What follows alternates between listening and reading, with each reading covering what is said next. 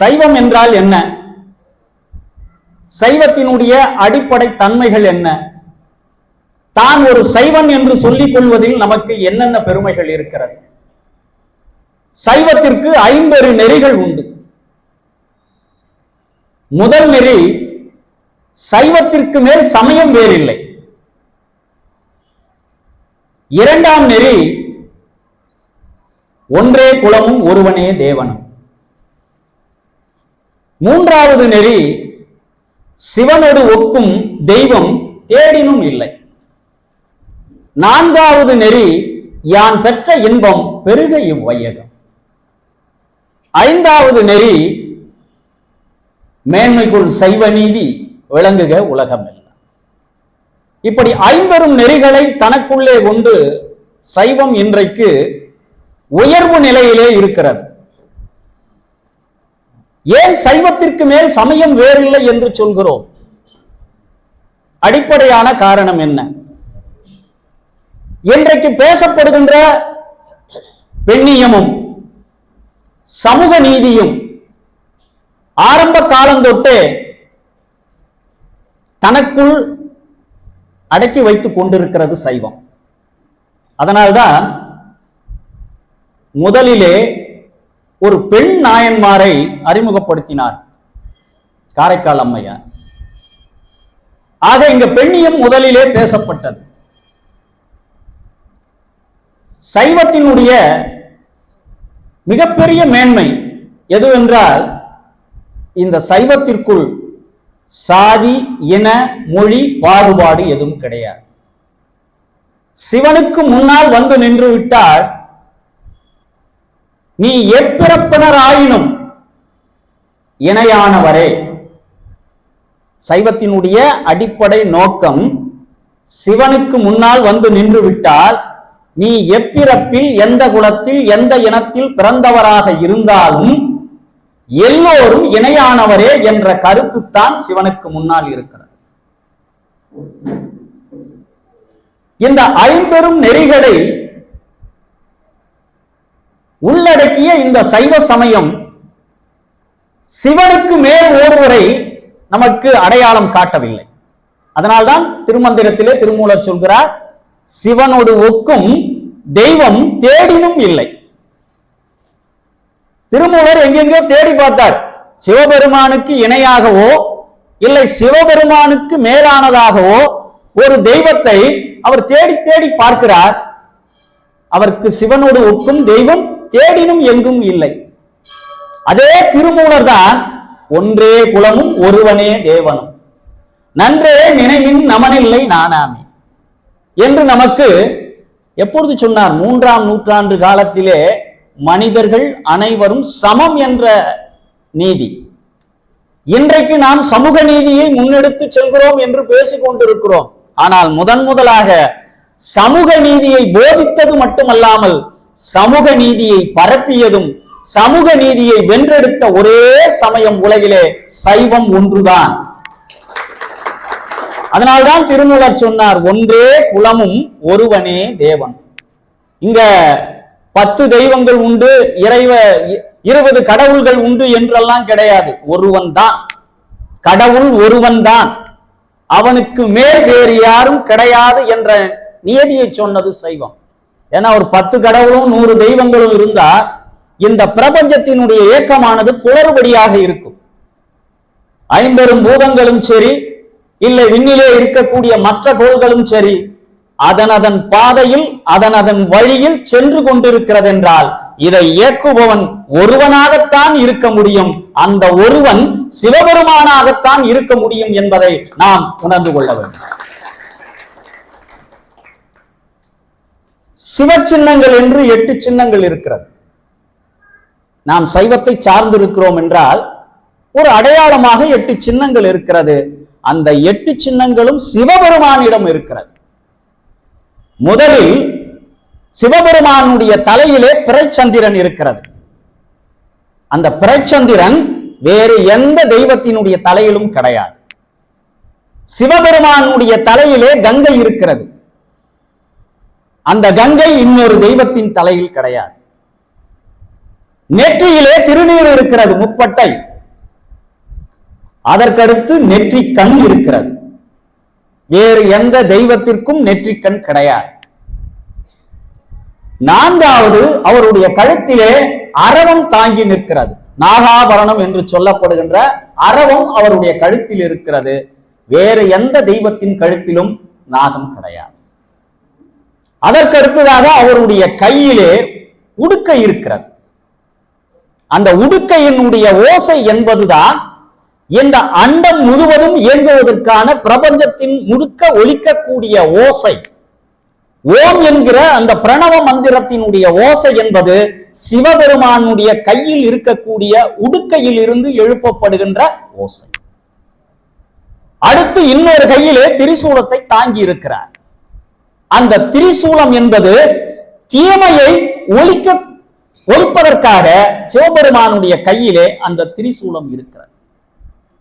இடையிலே புலித்தோலை அணைந்து கொண்டிருக்கிறார்.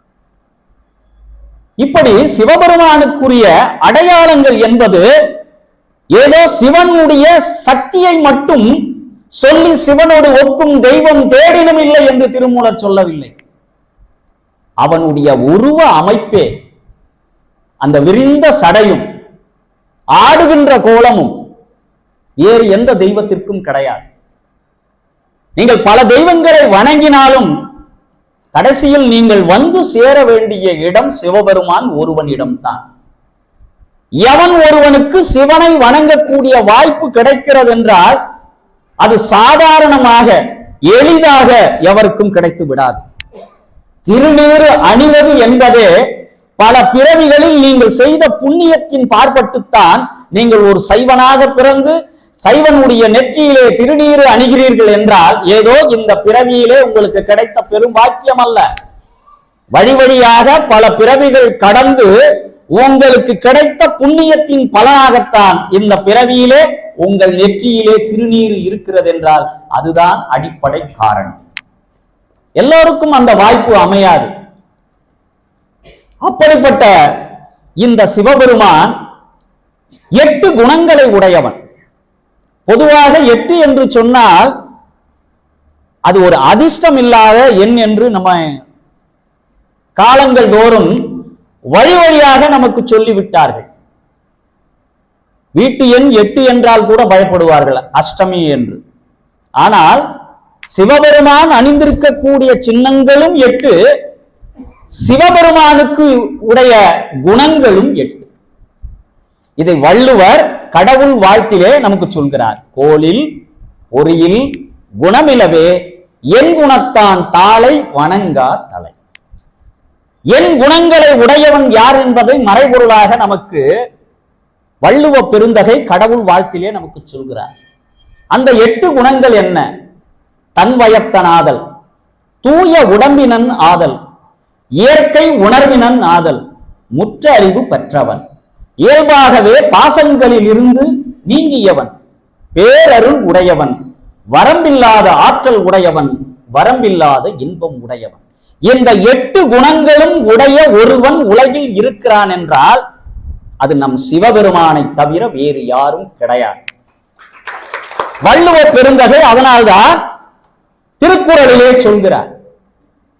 நம் சைவத்திலே திருமூலர் சொல்கிறார் திருமந்திரத்திலே, ஒன்று அவன்தானே, இரண்டவன் இன்னருள், நின்றனன் மூன்றினுள், 4 உணர்ந்தனன், 5 வென்றனன், 6 விரிந்தனன், 7 சென்றனன், தான் இருந்தான் உணர்ந்தே 8.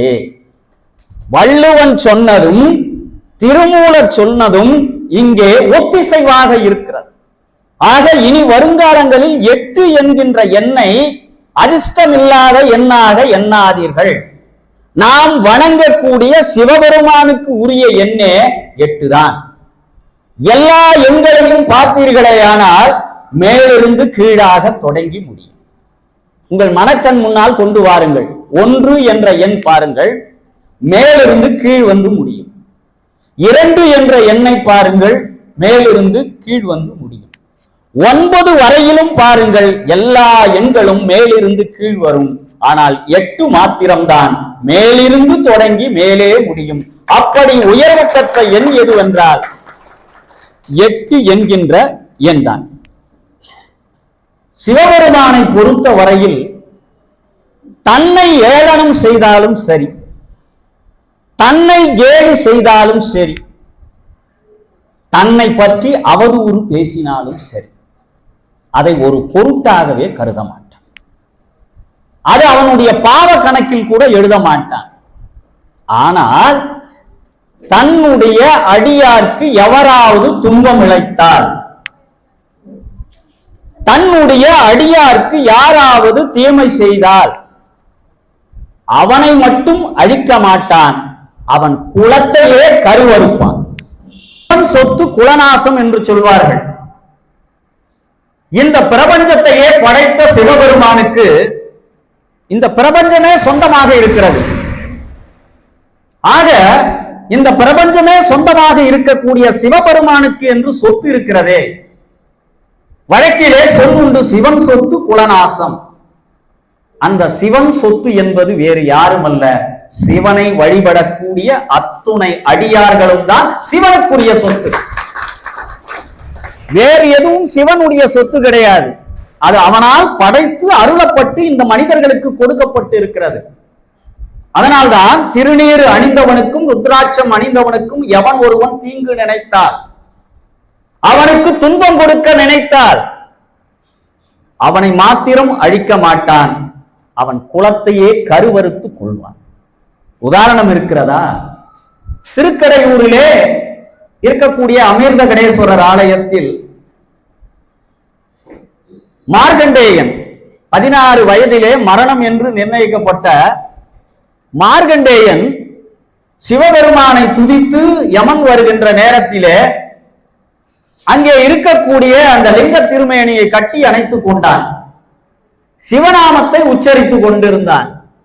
அந்த நேரத்திலே வந்த யமன் அவனுக்கு யாருடைய தேதி முடிவடைகிறதோ அந்த நேரத்திலே அவனை கொண்டு போக வேண்டியது அவனுக்கு இடப்பட்ட கட்டளை. அவன் கட்டளையின்படிதான் சரியாக அந்த தேதியோடு வந்து மார்கண்டேயனுடைய உயிரை பறிப்பதற்காக வருகிறான். செய்த வேலை என்னவோ சரிதான், செய்த இடம்தான் தவறு. அவன் எங்க இருக்கிறான்? திருக்கடையூர்ல இருக்கக்கூடிய அமிர்த கடேஸ்வர பெருமானை வணங்கி அவரை ஆற தழுவி கொண்டிருக்கின்ற நேரத்திலே தன்னுடைய பாச கயிற்றினை யமதர்மம் வீசுறான்.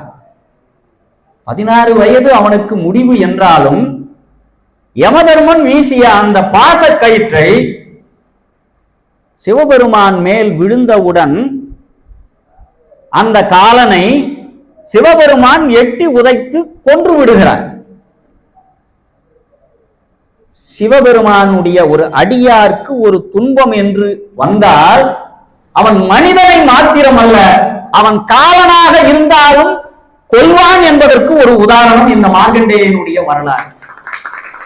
உங்கள் தலையெழுத்தை மாற்ற வேண்டும், உங்களுக்கு விதிக்கப்பட்டதெல்லாம் மாற வேண்டும் என்றால் சிவநாமத்தை ஜபித்துக் கொண்டிருந்தாலே போதும்.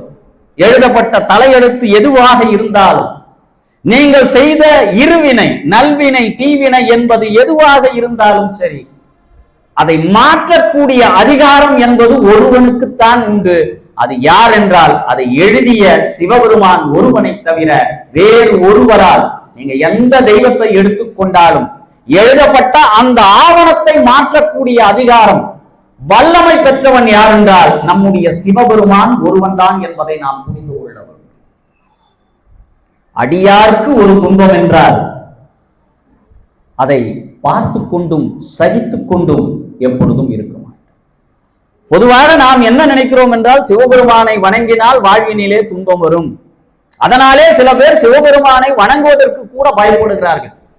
காரணம், நமக்கு காலங்காலமாக கற்பிக்கப்பட்டது என்னவென்றால் சிவபெருமான் என்றால் சுடுகாட்டில் இருக்கிற கடவுள் அப்படின்னு ஒரு கற்பிதம் என்பது நமக்கு கொடுக்கப்பட்டது. அவன் பிறப்பிலிருந்து இறப்பு வரை எல்லாவற்றையும் பார்த்து கொண்டிருக்கிறான். படைத்தல், காத்தல், ஒடுக்குதல், மறைத்தல், அருளல் என்று 5 தொழில் புரிபவன் சிவபெருமான். நம்முடைய எண்ணம் இறப்பு என்கின்ற சிந்தனை தான் இருக்கிறதே ஒழிய பிறப்பிலிருந்து நம்மை காத்து கொண்டு வருகிறானே என்ற எண்ணம் நம்மிடம் இல்லை. வீட்டிலே சிவபெருமான் படத்தை வைப்பதற்கு கூட மிகப்பெரிய தயக்கம் இன்றைக்கு இருக்கிறது. சிவபெருமான வச்சா அது சுடுகாடு ஆயிடும் அப்படி என்ற பேச்சு வழக்கெல்லாம் இன்றைக்கு மக்களிடையே பரவலாக இருக்கின்றது. அப்படி அல்ல. சிவபெருமான் என்பவன் படைப்பதோடு மட்டுமல்லாமல் நம் வாழ்விலே ஏற்படுகின்ற துன்பங்களை எல்லாம் நீக்கக்கூடிய ஆற்றல் ஒருவனுக்கு உண்டு என்றால் அது சிவபெருமான் ஒருவனுக்குத்தான் உண்டு என்பதை நாம் புரிந்து கொள்ள வேண்டும். நிறைய சிவனடியார்கள் இன்றைக்கு திருவாசகம் படிக்கிறார்கள், தேவாரம் படிக்கிறார்கள், எல்லாம் படிக்கிறார்கள். படிப்பது மாத்திரம் முக்கியமல்ல. நீங்கள் படித்தது ஒரு பாடலாக இருந்தாலும் அந்த பாடலுக்குள் சிவபெருமானை பற்றி என்ன செய்தி சொல்லப்பட்டு இருக்கிறது. வெறும் பாடலை மனனம் செய்வதிலே பலன் இல்லை.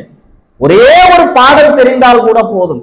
இல்லை, ஒரே ஒரு வரி நமச்சிவாய வாழ்க என்று தெரிந்தால் கூட போதும். அந்த நமச்சிவாயத்திற்கு என்ன பொருள் என்பதை நாம் புரிந்து கொண்டு படிக்கணும்.